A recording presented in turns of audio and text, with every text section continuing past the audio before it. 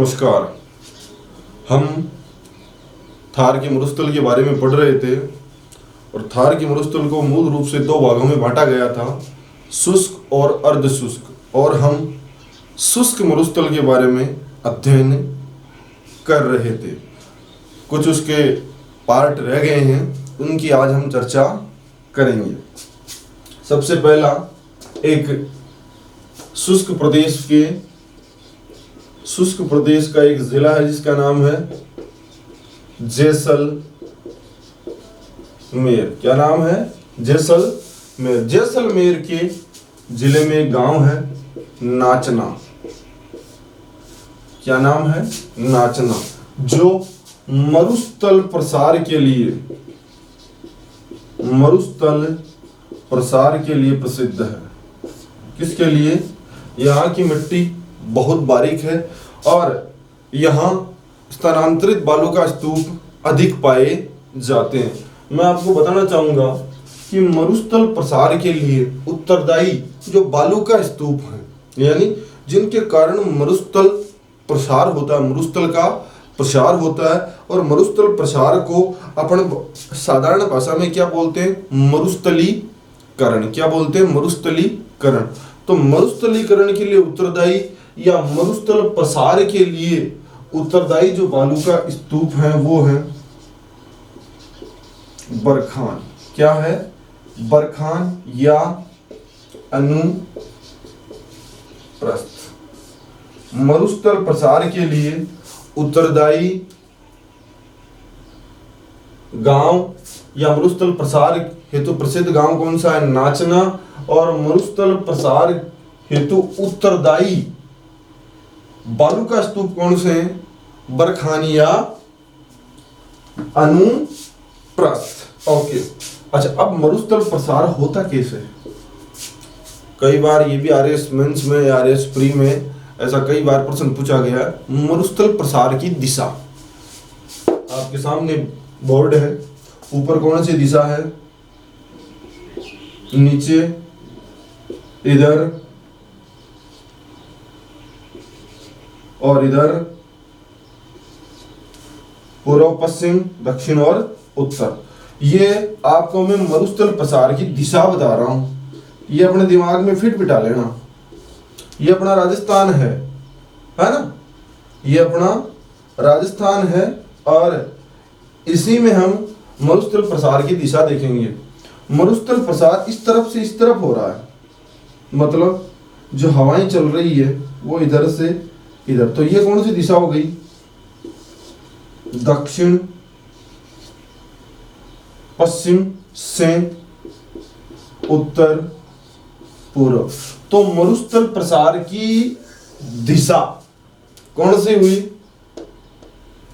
दक्षिण पश्चिम से उत्तर पूर्व, दक्षिण पश्चिम से उत्तर पूर्व। और इस मरुस्थल प्रसार का सबसे ज्यादा प्रभाव अपने राज्य में अगर देखा जाए तो अरावली और उसके आस पड़ोस के इलाके पे पड़ रहा है।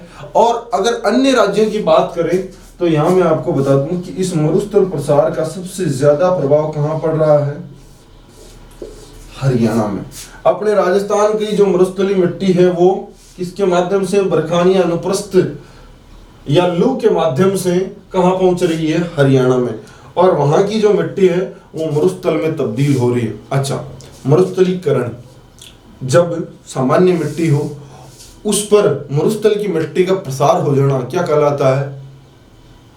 मरुस्थलीकरण। इसके लिए नाचना गांव प्रसिद्ध है। नाचना कहाँ है? जैसलमेर में। उत्तरदायी बरखान या अनुप्रस्थ बालू का स्तूप है। क्या है?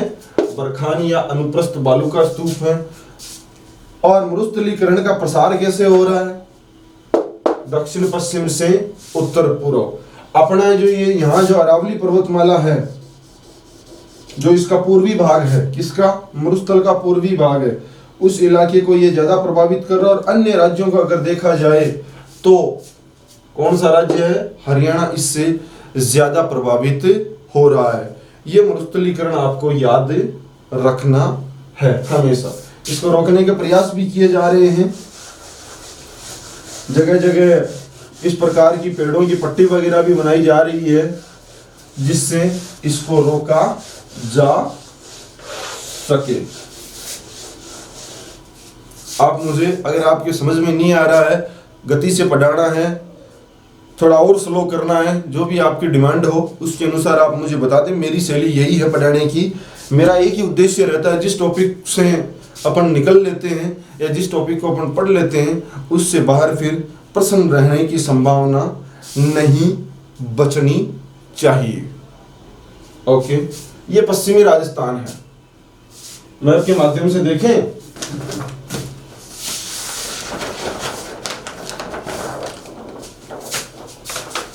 इस पश्चिमी राजस्थान में इस वाले इलाके में यहां तक अपन ने पढ़ लिया है, शुष्क भाग पढ़ लिया। अर्ध शुष्क हम आज पढ़ेंगे शुष्क। इस वाले इलाके में कुछ विशेष प्रकार की झीलें बनती है। क्या बनती है? झीलें बनती है। जैसे हमने 4 प्रकार के इस दिशा के आधार पर अपने इस थार के मरुस्थल को 4 भागों में विभक्त किया था। कितने भागों में विभक्त किया था? 4 भागों में। इन 4 भागों में एक मरुस्थल हमने पढ़ा था लघु डेजर्ट या लिटिल डेजर्ट या लघु मरुस्थल। कहां से कहां तक था? कहां से कहां तक था? कच्छ के रण से लेकर बीकानेर तक जो महान मरुस्थल का पूर्वी भाग था उसको हमने क्या नाम दिया था? लघु मरुस्थल। इस लघु मरुस्थल में वर्षा के दिनों में, इस लघु मरुस्थल में वर्षा के दिनों में कुछ छोटी झीलें बन जाती है, छोटी खारे पानी की झीलें बन जाती है। यह मरुस्थल है और इसमें कुछ छोटी खारे पानी की झीलें बन गई, जिन्हें स्थानीय भाषा में क्या कहा जाता है? या तो रन, क्या कहा जाता है? या तो रन या क्या कहा जाता है? टॉट। रन या टॉट। आपसे प्रश्न पूछा जा सकता है कि रन या टॉट क्या है, तो मैं आपको साधारण भाषा में बता दूं कि रन या टॉट जो है वो थार के मरुस्थल में बनने वाली, थार के मरुस्थल में बनने वाली खारे पानी की अस्थायी झीलें हैं।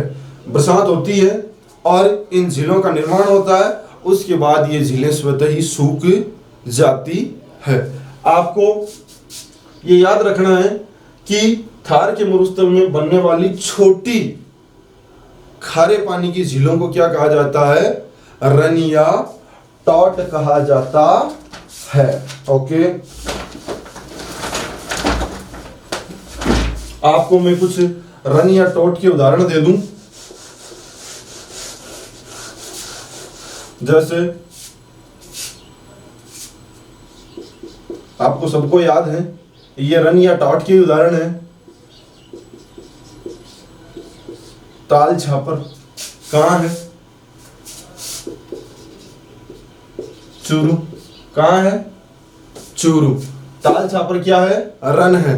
या फिर आपने ये भी सुना होगा कि ताल छापर एक खारे पानी की झील है। ओके, ये दे दूं परिहारी रन। परिहारी रन कहां है? परिहारी रन कहां है? चूरू में। कहां है? चूरू में। ये भी आपने नाम सुना होगा फलोदी। फलोदी रन कहां है? जोधपुर में।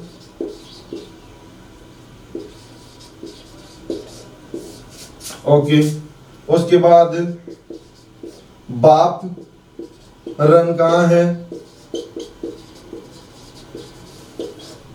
जोधपुर में। ताल छापर, परिहारी, फलोदी, बाप रन, ये सारे रन आपको याद रखने की कौन सा रन कहां है? एक भाकरी रन है जो कहां है? जैसलमेर में। एक थोब रन है जो कहां है? बाड़मेर में। ये आपको रन याद रखने हैं। ये 5-6 रन है जो छोटे उदाहरण है।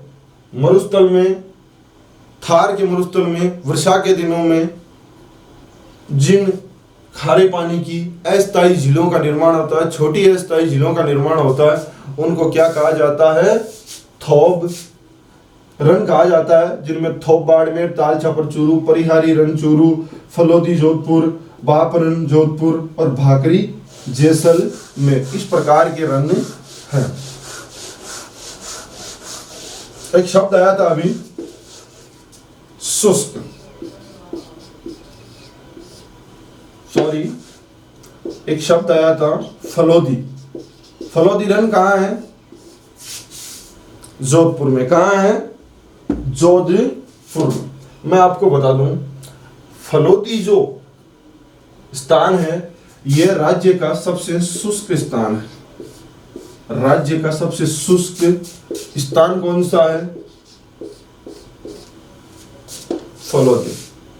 शुष्क का मतलब जहां आर्द्रता की बहुत कमी हो। यह राज्य का सबसे शुष्कतम स्थान कौन सा कहलाता है? वो है फलोदी। राज्य का, इसको शुष्क को आप सूखे से भी ले सकते हैं, तो सबसे शुष्क स्थान कौन सा हुआ? फलोदी। ओके, आगे देखिए, सबसे शुष्क जिला। सबसे शुष्क जिला कौन सा है? जिला कौन सा है? जैसलमेर। राज्य का सबसे सूखा जिला कौन सा है? जैसलमेर। और राज्य का सबसे सूखा स्थान कौन सा है? फलोदी। कौन सा है? फलोदी। ओके, अब आर्द्र की चर्चा करते हैं। आर्द्र, राज्य का सबसे आर्द्र स्थान व जिला, ये भी पूछ लेते हैं। सबसे आर्द्र स्थान जहां सबसे ज्यादा वर्षा होती हो, जहां सबसे ज्यादा वर्षा होती हो, वह स्थान कौन सा है? माउंट आबू। मैं आपको बता दूं, माउंट आबू सिरोही में है। जब अपना रावली पढ़ेंगे तो इसके बारे में थोड़ी बहुत जानकारी लेंगे। माउंट आबू राज्य का सबसे आर्द्र स्थान है। कौन सा स्थान है? आर्द्र स्थान। अब आर्द्र जिला कौन सा है? आर्द्र जिला कौन सा है? सबसे ज्यादा वर्षा कहाँ होती है? झालावाड़ में। अब यहाँ दो प्रश्न और स्पष्ट हो रहे हैं। सबसे कम वर्षा वाला जिला जैसलमेर और सबसे ज्यादा वर्षा वाला जिला झालावाड़। सबसे आर्द्र जिला झालावाड़, सबसे शुष्क जिला जैसलमेर, सबसे शुष्क स्थान फलोदी, सबसे आर्द्र स्थान माउंट आबू। ओके, अब देखते हैं गर्मी सबसे ज्यादा और सर्दी सबसे ज्यादा। सबसे ज्यादा गर्मी किस जिले में पड़ती है? आपको पता है, चूरू में। किस जिले में पड़ती है? चूरू में। और सबसे ज्यादा सर्दी किस जिले में पड़ती है? चूरू में। यहाँ कम का कोई प्रश्न नहीं बनता कि कितनी कम सर्दी पड़ी, ऐसा कोई प्रश्न नहीं बनता, लेकिन ये जरूर पूछ लिया जाता है कि सबसे ज्यादा ठंडा जिला कौन सा है? चूरू। सबसे ज्यादा गर्म जिला कौन सा है? चूरू। ये आपको कुछ ऐसे प्रश्न हैं जो संबंधित टॉपिक से पूछे जा सकते हैं, इसलिए इन प्रश्नों की जानकारी होना भी हमारे लिए बेहद जरूरी है। ओके, ये मिटा देता हूं मैं, आपने नोट कर लिया होगा। हमने रन व टाट पढ़ा। क्या पढ़ा? रन व टाट। अब मैं आपको यहां बता दूं, रन व टाट का बड़ा रूप क्या कहलाता है? प्लाया। ये थी रन। क्या थी? रन।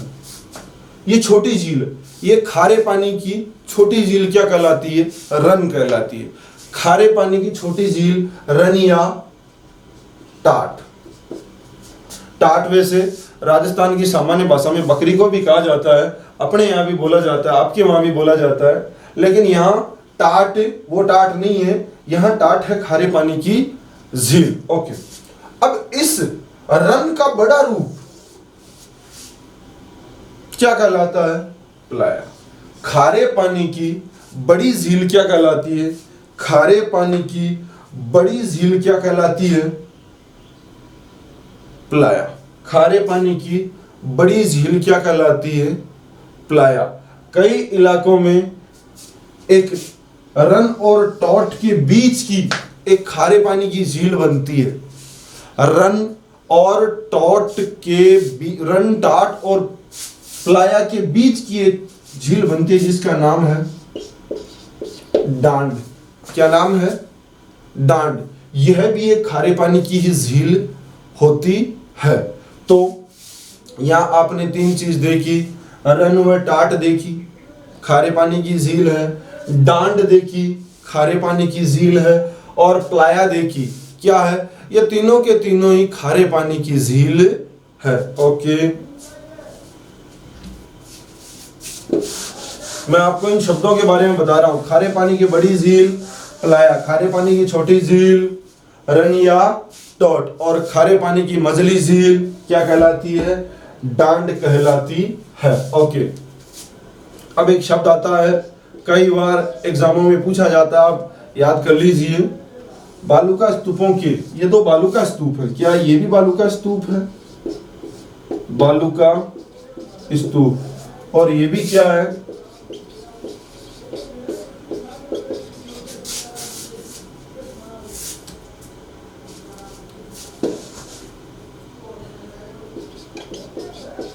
बालूका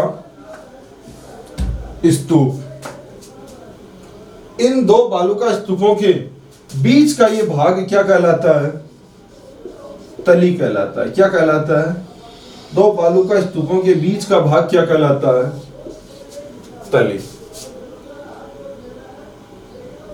जब इन दो बालूका स्तूपों के बीच में एक छोटी झील बन जाती है, क्या बन जाती है? छोटी खारे पानी की झील बन जाती है, उसको कहते हैं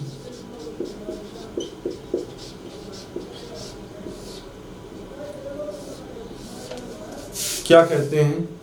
बालसन कहते हैं। क्या कहते हैं? बालसन। तो बालूका स्तूपों के बीच का भाग क्या कहलाता है? तली। और बालूका स्तूपों के बीच में जो छोटी झील बन जाती है वो क्या कहलाती है? बालसन। बालसन, रन, टाट, डांड और प्लाया, ये सारी की सारी क्या है? खारे पानी की झीलें है। क्या है? खारे पानी की झीलें है। आपको ये याद रखना है। ओके,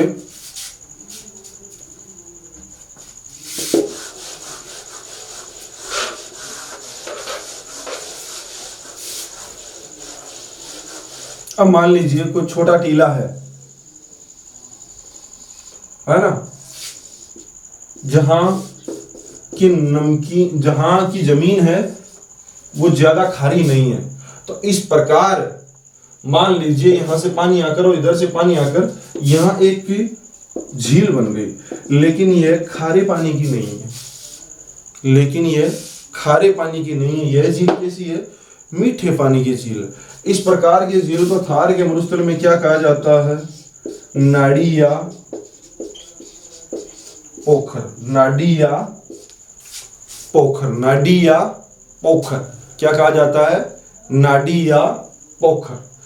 क्या है ये उन झीलों से अलग क्यों? क्योंकि ये किसी है? मीठे पानी की झील है। कैसी है? मीठे पानी की झील। आपने वहां देखी होगी खारे पानी की झीलों की संख्या थोड़ी सी आपको थार के मरुस्थल में ज्यादा मिलेगी, क्योंकि यहाँ प्राचीन काल में कौन सा सागर था? 33 महासागर था, और महासागरों के सागरों का पानी क्या होता है? खारा होता है, और उसी खारेपन का एहसास आज भी हमें होता है। मैं आपको बता दूं, देश में पानी की बहुत कमी है। अपने देश में पानी की वाकई बहुत कमी है, और अपने पूरे देश में लगभग 142 डेजर्ट ब्लॉक है। कितने डेजर्ट ब्लॉक हैं? 142 डेजर्ट ब्लॉक है, जहां पानी की बहुत अल्प मात्रा है, और जो है वो भी क्या है? खारा है। उनमें से 85 डेजर्ट ब्लॉक, 85 डेजर्ट ब्लॉक अकेले राजस्थान में।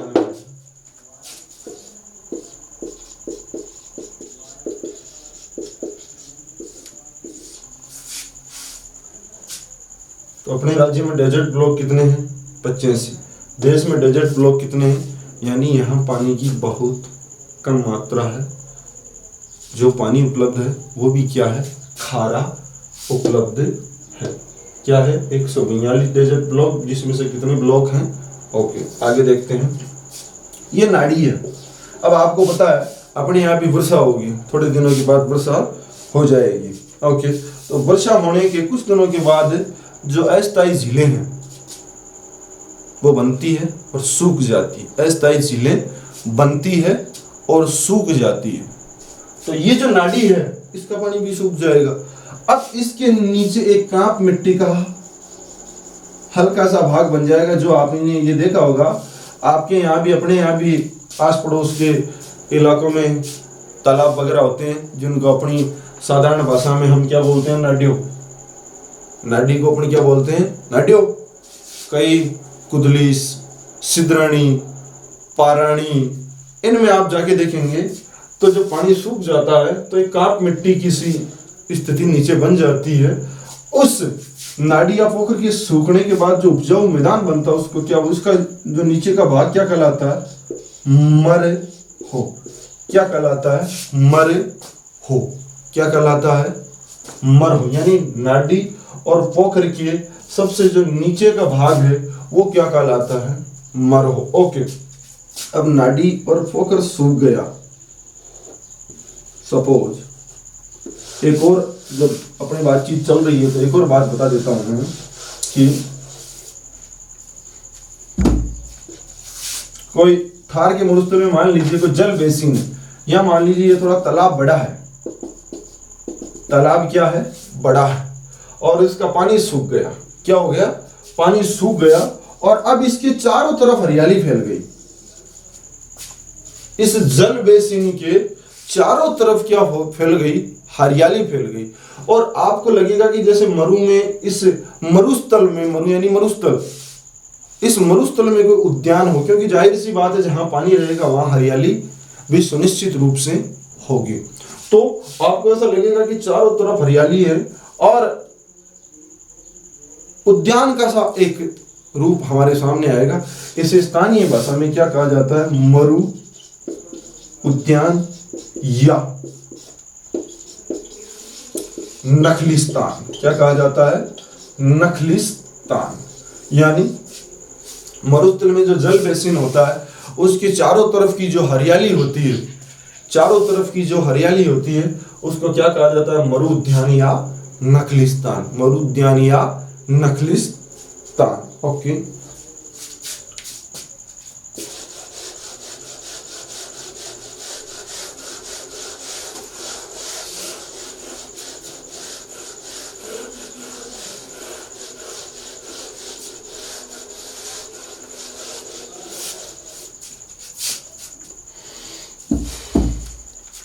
अब एक और शब्द आता है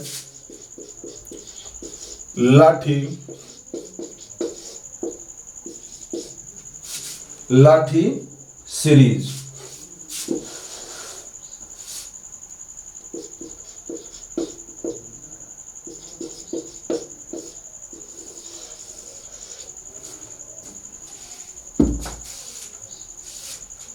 जैसलमेर में कहां?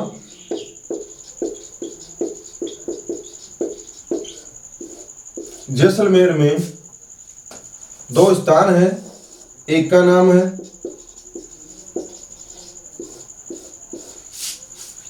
पोखरण। पोखरण आपको याद है? पोखरण में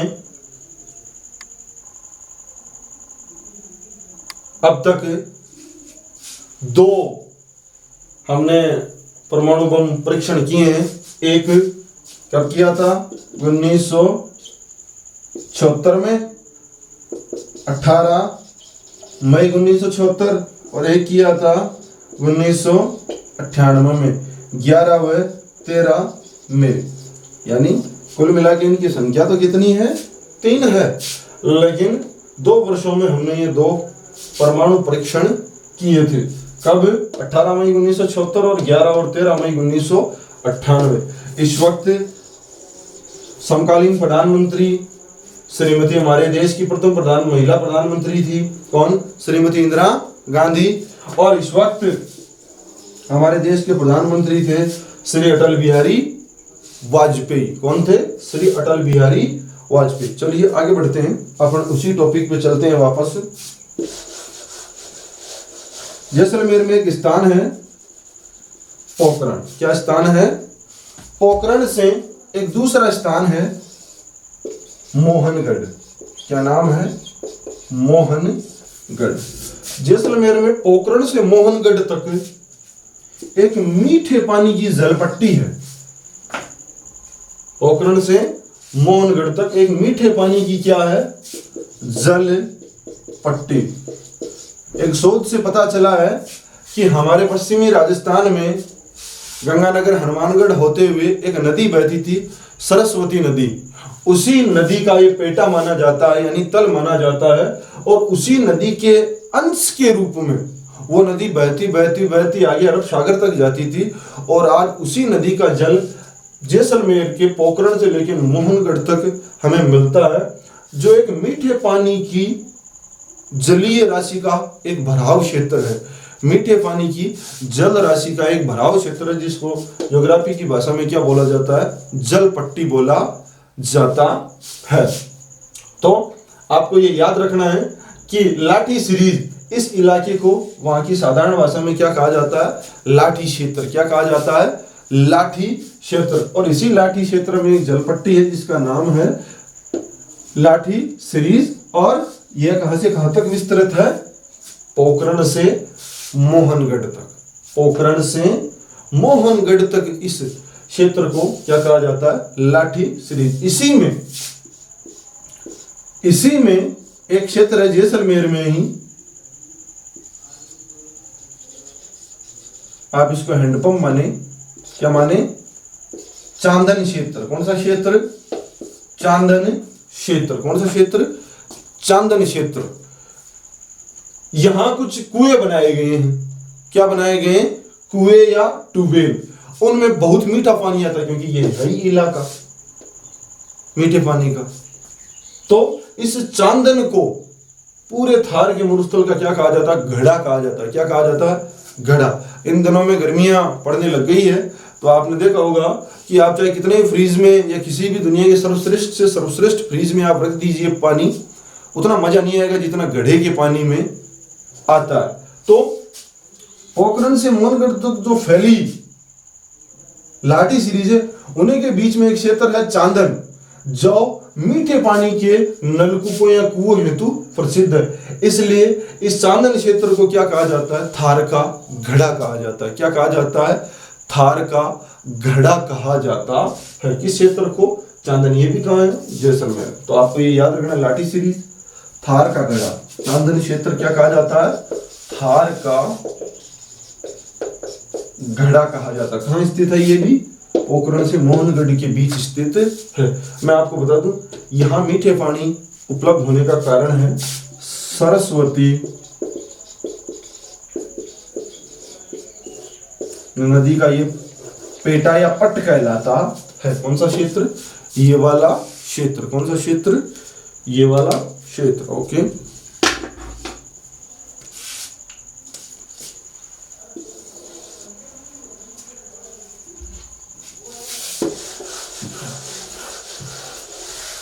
इसी लाठी सीरीज के और पश्चिम की तरफ अगर अपन जाएं तो यहां आपको एक सांप की प्रजाति मिलेगी। क्या मिलेगी? सांप की प्रजाति मिलेगी, जिसका नाम है पीवड़ा। क्या नाम है? पीवड़ा। यह थार के मरुस्थल का सबसे जहरीला सांप है। कौन सा सांप है? सबसे जहरीला सांप कौन सा है? पीवड़ा। ये जब रात को आपको काटेगा तो आपको पता नहीं चलेगा, आप चुपचाप ही सुबह उठ नहीं पाएंगे। कहाँ चले जाएंगे? ऊपर की तरफ उठ जाएंगे। तो जब भी आप जैसलमेर के धौरों में या कहीं घूमने जाएं तो आपको ये याद रखना है कि आपको पीवड़ा सांप न काट ले। यह जैसलमेर के कहाँ पाया जाता है? धौरे में। धौरे क्या होते हैं भाई? दो शब्द आते हैं, याद आ गया मुझे, धौरे और धरियन। दो शब्द आते हैं, धोरे या धरियन। क्या होते हैं भाई धोरे और धरियन? धरियन होता है, आपने कई बार बालूका स्तूपों के ऊपर ऐसी लहरें देखी होगी, जैसे ये बालूका स्तूप है और इसके ऊपर ऐसे मिट्टी बनी हुई है हल्की, ये नहीं कह रहा कि कोई बहुत बड़ी बड़ी, ऐसी आपको लाइनिंग सी, बहुत बारीक लाइनिंग सी मिल जाएगी, उनको क्या कहा जाता है? धरियन। कैसे? लहरदार बालूका स्तूप क्या कहलाते हैं? क्या कहलाते हैं? धरियन। क्या कहलाते हैं? सॉरी, धरियन नहीं, धोरे। ये ऊपर लिखना था, ये नीचे लिख दिया मैंने।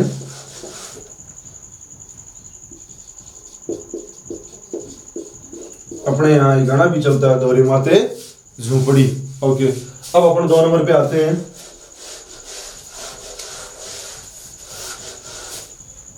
धरियन।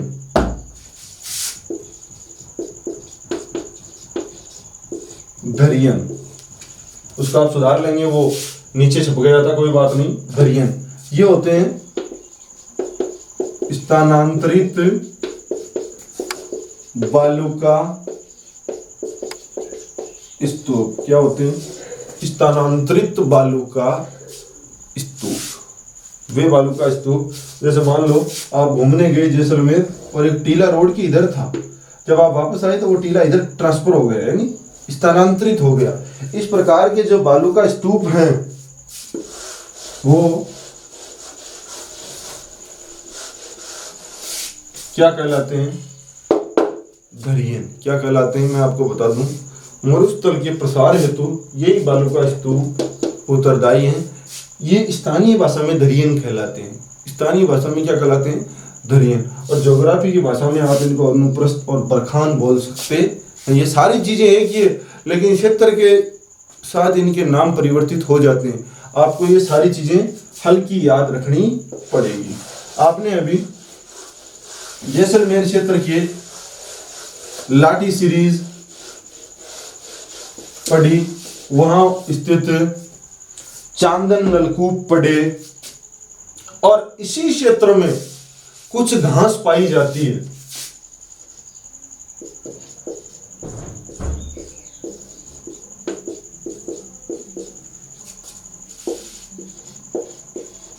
नाम सुना होगा, सेवण।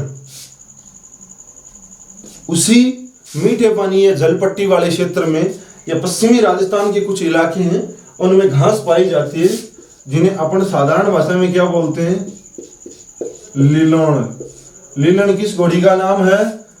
तेजाजी महाराज की घोड़ी का नाम क्या है? लीलण। और उसी घोड़ी के नाम पर इस घास का नाम पड़ा है लीलोण। तो एक घास पाई जाती है सेवण। ओके, दूसरी घास है एक धामण। कौन सी घास है? धामण। ये बहुत सुगंधित और पौष्टिक घास है। कौन सी?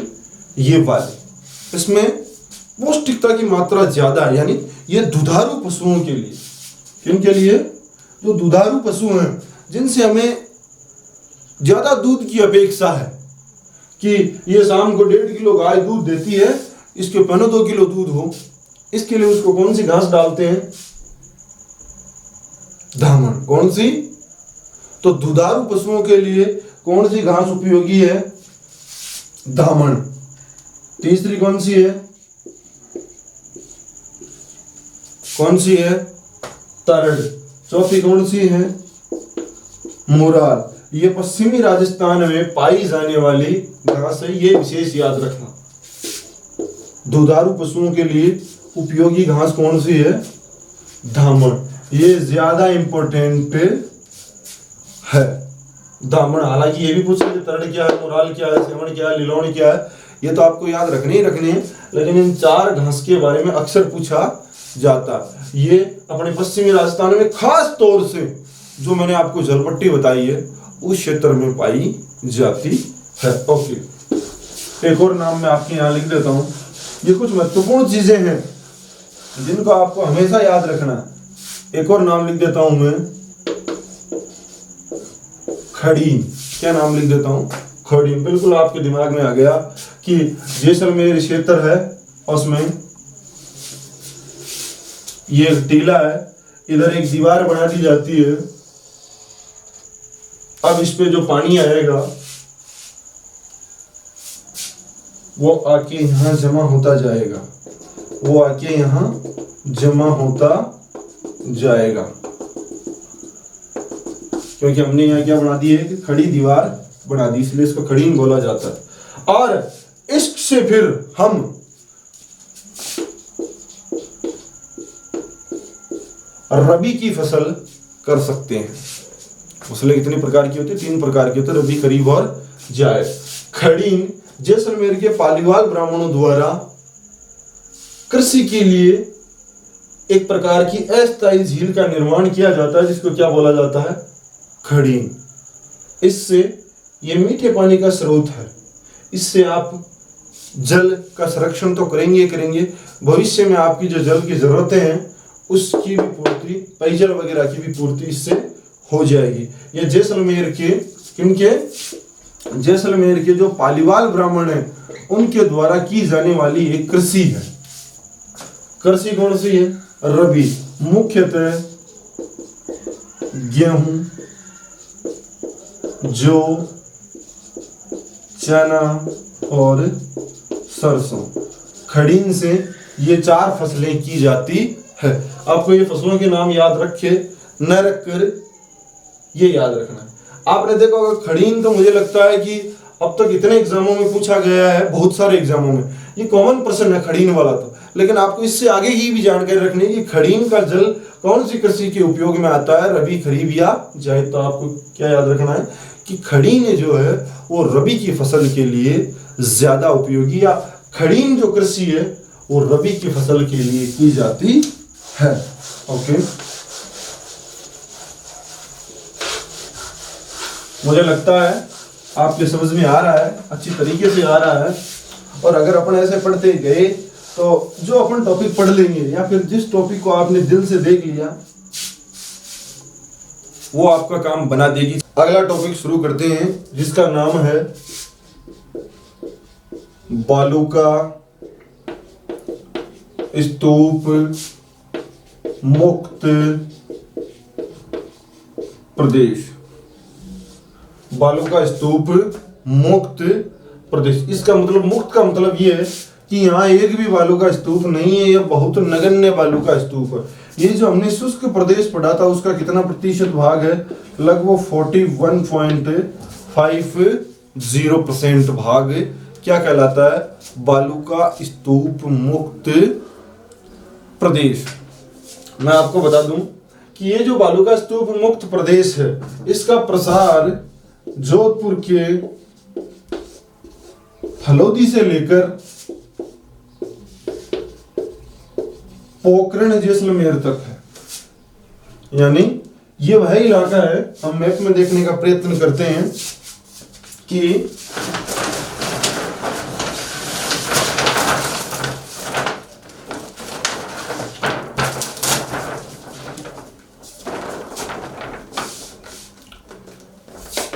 ये वाला इलाका है। कौन सा वाला? ये वाला, ये वाला पोखरण से यहां जैसलमेर का जो भाग है ये पोखरण रहा, और ये जोधपुर का कौन सा? फलोदी। ये वाला इलाका है। माना यह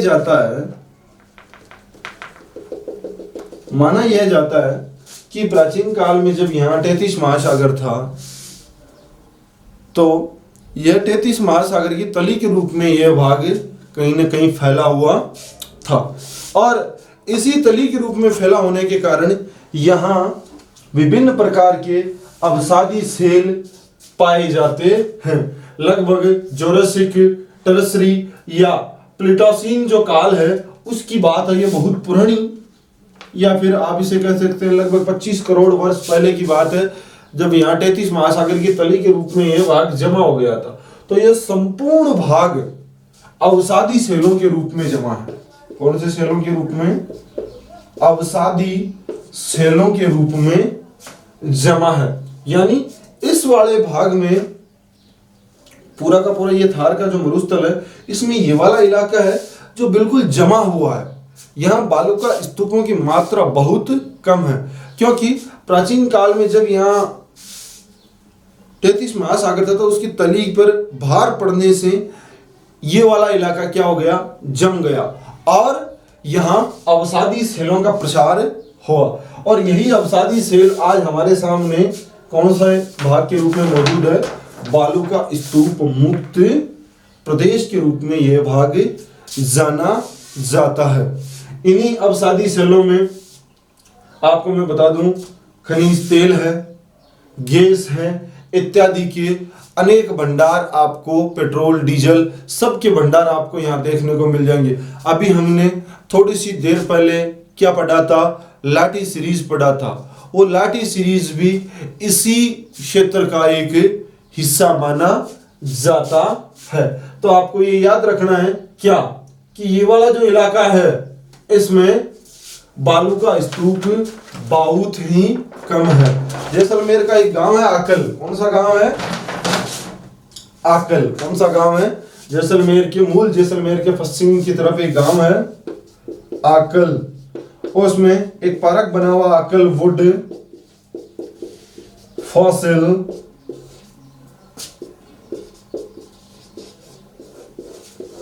पार्क। वुड यानी लकड़ी, जो आपको बहुत इस पार्क में आपको बहुत प्राचीन काल के जीवों के या जो अवसादी सेल यहाँ मौजूद हैं उनके अवशेष आपको यहाँ सुरक्षित देखने को मिल जाएंगे। तो आपको यह भी याद रखना है आकल वुड फॉसिल पार्क कहाँ है? जैसलमेर में। इसी भाग में एक उद्यान भी है जिसका नाम है मरु उद्यान। कौन सा है? मरु उद्यान। ये बीकानेर और जैसलमेर दो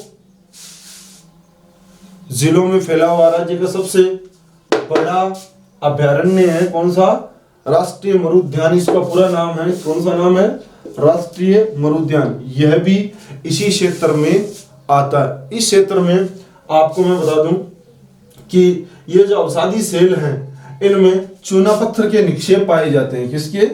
चूना पत्थर के निक्षेप भी आपको यहाँ देखने को मिल जाएंगे। मूलतः अपने राज्य में जो खनिज तेल है, पेट्रोलियम है, डीजल है, गैस है इत्यादि जो चीजें पाई जाती है ये सब जो है ये अवसादी सेलों में पाए जाते हैं। और इनका मूल रूप से इनका स्थान ये फलोदी से पोखरण के जो बीच का क्षेत्र है यही आता है। यहाँ संपूर्ण क्षेत्र में अवसादी सेलों का प्रसार है और यहाँ विभिन्न प्रकार के आपको खनिज भी मिल जाएंगे। ओके, तो आपको ये याद रखना है अकलवुड फॉसिल पार्क कहाँ स्थित है? जैसलमेर में है। बालू का स्तूप मुक्त प्रदेश जो 41.50 भाग पर फैला हुआ है, अवसादी सेलों से ढका हुआ है। कहां से कहां तक प्रसार है? फलोदी से पोखरण तक। अच्छा, अब हमने कल एक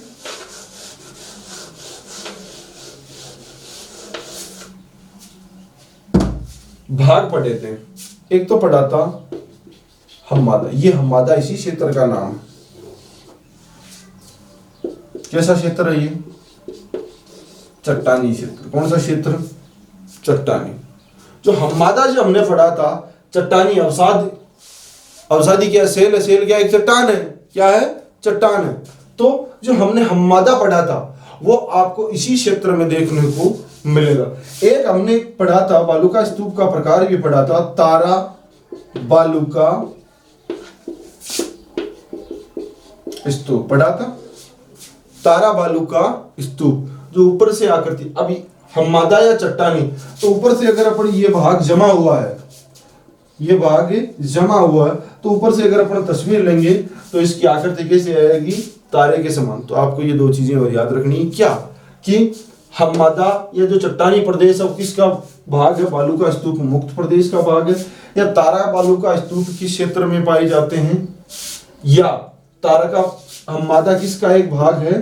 तारा बालू का स्तूप का एक प्रकार है। ये आपको छोटी छोटी 2-3 चीजें याद रखनी है। आपको मैं बता दूं कि जैसलमेर का जो अकलवुड फॉसिल पार्क है, वहां जब आप जाएंगे तो आपको प्राचीन काल में, क्योंकि यहाँ महासागर था, क्या था, महासागर था जिसका नाम था तैतीस। यहाँ आपको बड़े बड़े जीवों के, बहुत बड़े बड़े जीवों के अवशेष मिल जाएंगे। कौन से? अकलवुड फॉसिल पार्क में, क्योंकि प्राचीन काल में समुद्रों में बहुत बड़े बड़े जीव रहा करते थे और माना यह जाता है कि जब हिमालय का उत्थान हुआ तो ये जीव इस वाले अपना जो थार का मरुस्थल या उत्तर का मैदान है, इसकी ढाल दक्षिण की तरफ हो गई थी, तो ये जीव यात्रा करते करते करते समुद्र तक नहीं पहुंच पाए और बीच में ही समाप्त हो गए या मर गए। आज उन्हीं जीवों के अंशों के रूप में अपने यहाँ अकलवुड फॉसिल पार्क में आपको बहुत सारे जीवों की जानकारी वहां आपको मिल जाएगी। ये जो बालुका स्तूप मुक्त प्रदेश है, इसमें ज्यादा कुछ है नहीं, आपको 2-3 चीजें ही जो जनरल मैंने बताई है वो याद रखनी है। मूल रूप से इसका प्रसार आपको जरूर याद रखना है और जो औषधि सेल हैं उनसे संबंधित कौन कौन से खनिज यहाँ मिलते हैं वो भी आपको याद रखने हैं, ताकि जब भी कोई प्रश्न पूछे तो अपन इजीली इनका जवाब दे पाए। इसका प्रसार जैसलमेर, बाड़मेर और जोधपुर में अधिक है। इसका प्रसार जैसलमेर, बाड़मेर और जोधपुर में अधिक है। मैं आपको बता दूं कि मूलतः ये कहां से कहां तक फैला हुआ है? फलोदी से पोखरण, फलोदी से पोखरण, एक तो ये याद रखना है। इस टॉपिक में जो चीजें याद करने वाली वो एक बार बता दो। इसका प्रतिशत कितना है?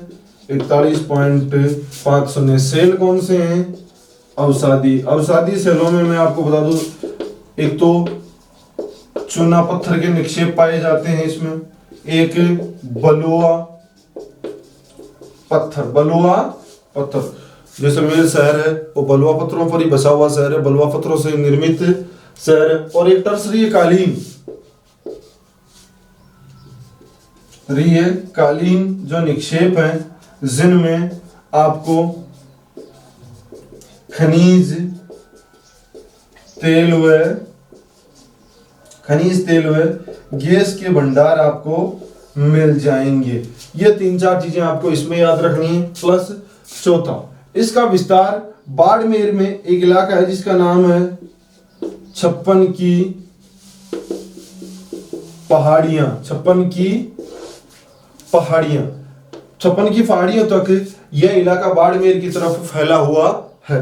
मैंने गोला बनाया था मानचित्र पे, जिसमें आपने देखा होगा कि यह संपूर्ण इलाका इस क्षेत्र में फैला हुआ है। इसी प्रकार बाड़मेर में एक इलाका है छप्पन की पहाड़ियां, यहाँ एक ग्रेनाइट की, ये वाला इलाका, कौन से वाला?